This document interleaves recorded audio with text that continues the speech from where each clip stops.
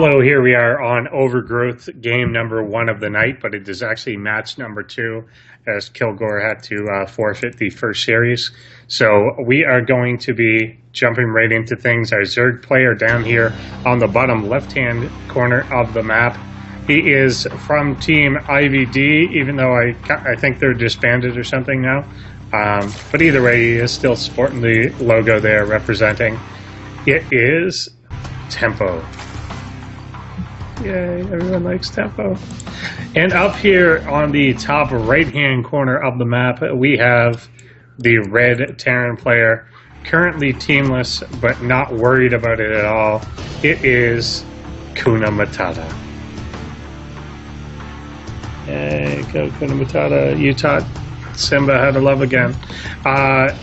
So we have apparently a new banner design for the ASL, which Saber is very eager to break out and show everybody. I don't know what it looks like or where it goes, but I imagine we will see it here, and everyone give your opinion if you like this thing. It looks green to me. It's very green. It's like those Coke commercials that play in between matches. Oh, dang it. For like Italian or Spanish Coke or something. I have no idea what it really is. But it does have that. So, cute little banner. Please support us at Patreon or any number of other things, places, whatever. If you can't afford to actually support things, then like things, follow things, retweet things, whatever, to keep stuff going. Tempo with the gas steal here at Kunamatata's base. Kunamatata is apparently not worried about that. I don't think he intended to take a gas anytime all that soon, and Tempo will release it anyway into the world. The spawning pool is getting close to finish, but a Reaper is on the way. A second one is also coming out following that. And yeah, Command Center is going down at the natural base. They're on the low ground. The first Reaper comes in, sees that the hatchery is complete. Lings are on the way, and actually 6 are being made in addition to the 2 queens at both locations, starting to go to work on these drones, actually spreading out damage a whole lot between them. Will he get any kill? He doesn't want to lose the Reaper, as it's usually kind of essential to follow up. When you make 2 of them, you definitely don't want to lose, because they help out your Hellions later on with everything, and it looks like it'll be the fairly standard reactor add-on on the barracks, and then swapping out with the factory probably here. Reapers sitting at the front, may get another couple pokes in. Speed is underway for Tempo, kiting back and forth with the Reapers. One quite low, but will still get out and start glowing green and healing itself like a magical man. In a third command center, not only starting, but starting actually on the low ground in front of the natural, kind of as part of an impromptu wall, which is kind of interesting. You'll see that a lot, obviously, but usually up in the main where it can't be as easily spotted or maybe counterattacked. Coming in a little close there with the Reapers, does have to back on out. Gets a sense that the third base is being taken, and the sense of it is based on seeing it being taken. Bounces on back to meet up with a couple of Hellions there for Kunamatata. Just a single gas being taken by Tempo at this point in the game, as he is focusing heavily on the economy around it. 8 drones coming out for him. Stim is underway for our Terran player, as the poking goes on the third base. There's not enough here to really put a valid threat on this. Lings are instead flinging off over to the natural. There's Hellions there to defend. They're not actually in range or fighting yet. One SCV will go down that was building that supply depot, but the Lings will get chased off. As the hatchery finishes, the Reaper and Hellion combo will go back home. And I don't know if something tells me this wasn't intended, but the Hellions and Marines up in the main base of Kunamatata are actually like I think they were given an order to leave the base and join the army, but they're stuck behind because of these depots. So yeah, he just saw that and he lowered the wall. And they are hooking up now. There's a good number of lings out on the map. Roach Warren is coming down, as is a baneling nest. So he's going to have a couple of options to deal with this. Nice scorches on everything as they do come by. And that ling count got thinned out very quickly. A couple units going back to address this. He's trying to corner them off a little and see if he can get the lings just playing off the map, getting a few more. And that force is whittled down. I think maybe it's just jitters, but he's having a little bit of control issues kind of keeping the group together, unless that group is intentionally up there, but not certain. I mean, maybe for a run-by in that area. Another nice little volley going off. Still not really going to threaten the hatchery itself, but will threaten the drones. One of them does fry. Doesn't want to commit too far onto creep itself, or obviously you can get surrounded quite quickly. Here the Hellions moving into danger territory, but do not get caught doing so. And the whole group backing on up as the third base orbital command will float on over to that location. Roaches and lings for Tempo are making their way across the map now, taking over the watchtower and killing the Hellion there. Morphing into banelings in front, and he may be looking to do some sort of bust into this. If Hellions are really the bulk of the force, and there's I think just no marauders here at all at this point, so roaches can be quite hard to deal with in the face of this. Roaches coming in. We'll likely go after this bunker, moving back. The banelings are coming forward. Take the bunker down immediately and a depot next to it. SCVs are being pulled here. There is still a fair bit of damage that can be done. Kiting back now here. Stutter stepping to get a few of these SCVs, still doing some damage on that front. But the overall drone count of Tempo is actually fairly low on his own. If a couple banelings had been there to reinforce or something, obviously that sort of pull would not be all that possible. But lings are now able to go after this fairly open third base, causing it to lift up, getting the mules here. Lings continuing to stream across as he's going up to layer back at home, adding on a couple more gases, as well as getting burrow here.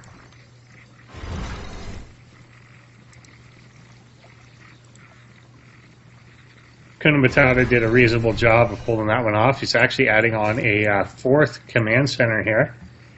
Worker count for both players is actually quite even, but there's a tendency that Zerg should actually be much higher. Or not much, but at least marginally higher than what the Terran player has at this point in the game.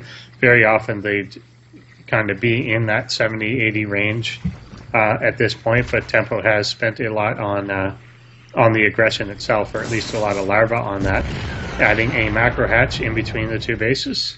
Banelings are being morphed in a pretty reasonable number, about 10 of them at home here, as the Terran army is moving across. And there's not a huge amount of bulk with this. The Hellbats, there's 5 of them, are going to be able to tank for a fair bit of this, and there's 4 Widow Mines to provide the real bulk of the splash damage here. But Tempo's army not that large either. He has to bring in some more banelings, and he may end up losing this third base, which is already fairly damaged here before those are actually set and ready to go. The Widow Mines are deployed in the back here. Does get in for a pretty good surround, so Widow Mines going off. A lot of the banelings did not come with the initial attack here. Banelings now coming in, but they are moving off creep, getting some good kills, but the army of Kunamatata is a bit too large at this point. He's going to need another round in order to take care of things here. Now going after the hatchery itself, that one will fall. 2 SCVs were in medevacs the whole time. Secret, awesome SCVs. More Widow Mines coming on in to reinforce this position. That one does not go off. The army is fairly stemmed, but it does break on through and overwhelm Tempo's position. And yeah, with that many medevacs, there was enough healing to kind of bring it back to full before the next wave could be brought in.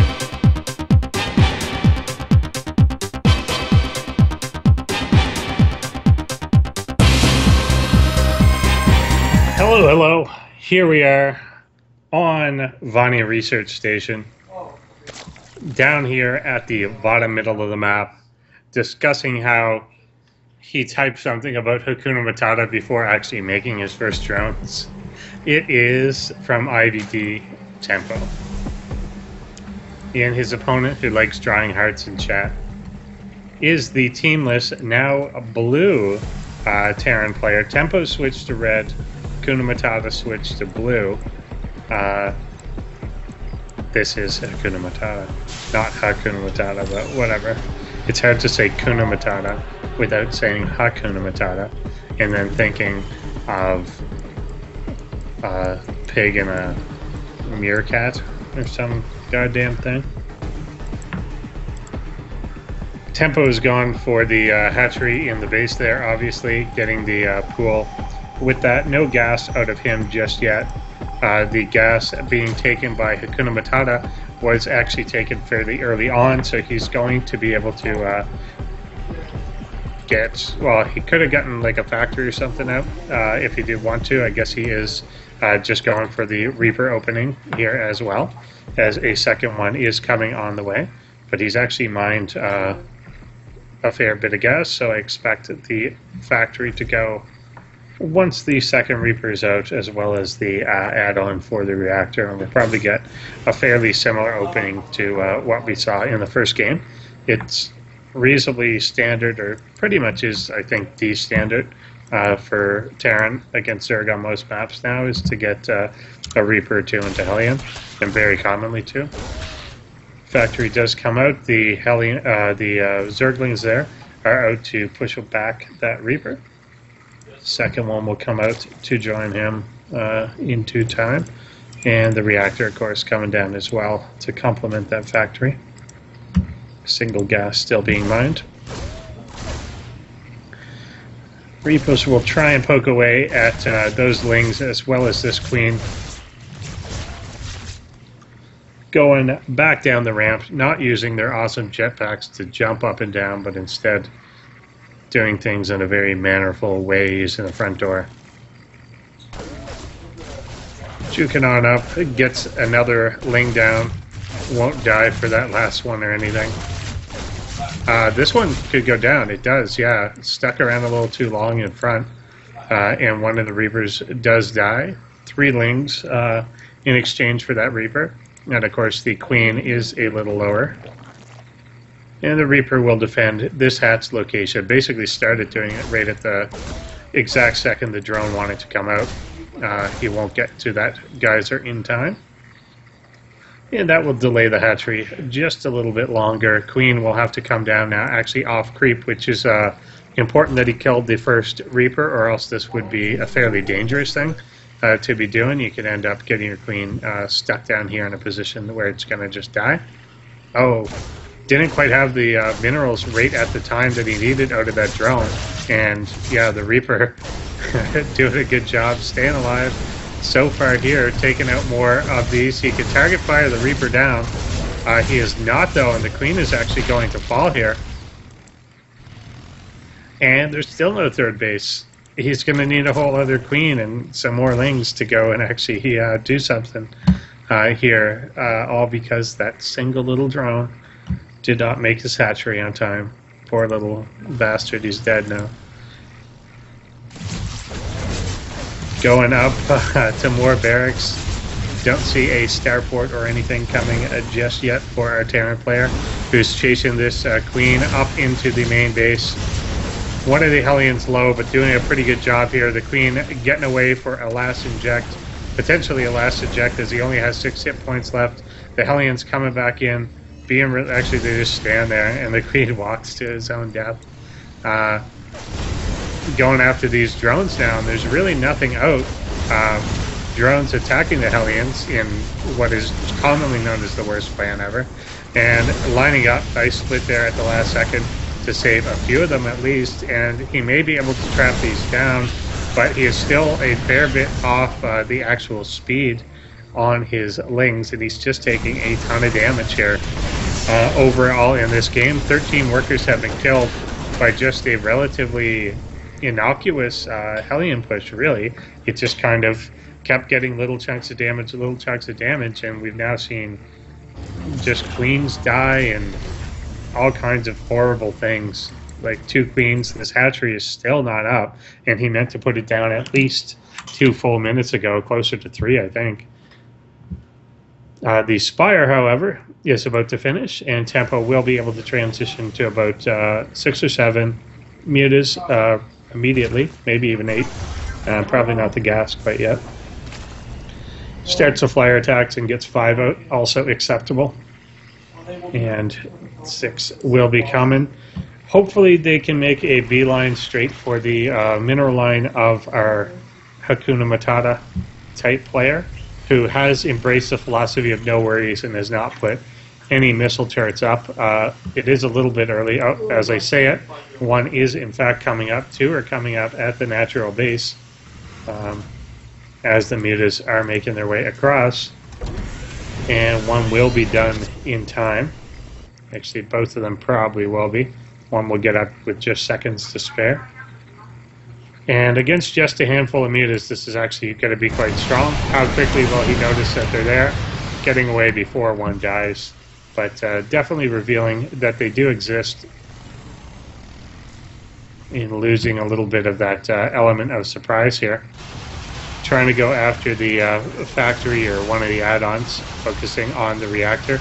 Wanted to try and stop that armory before it got up, but it did finish just in time. Going after some of these SUVs, doing their building.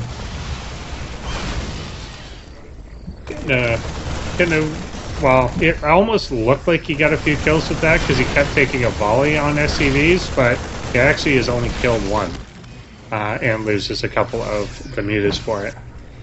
Thing is, he doesn't quite have the economy to really go ahead with this and add many more onto it at this point. So he's done in a round of 11 drones in order to continue on, now getting a baneling nest behind as well. I think he's really got to recover from where his economy actually is. The mutas that do exist going after the medevacs here and actually could do some reasonable damage to them at some point, but they run to the safety of the Marines, and there's not a lot out that's going to really touch the Marines right now. There's a good number, 24 of them out on the map. The mutas are going after things in the main base here, trying to get on top of the production, but even individual Marines coming out are actually going to do a pretty reasonable job. The Widow Mines came back in to defend, but did not actually get burrowed down. Mutas, now that there's a medevac back, are going to start being cleaned up in the main. This 3rd base for Tempo is under assault. Nice pre-splits here by Kunamatata in case banelings are rolling down, and they are up there on the high ground in the main. The mutas in the main of Kunamatata are being driven back here, and banelings will splash over everything, but getting good exchange for everything. Will eventually clean up and drive it back, but not before that is all gone. The mutas, unfortunately, flying directly over, they literally stopped and thought about it and then decided to fly into them anyway. Kunamatata is taking game number 2 here as well, so he will be advancing on to the winners match.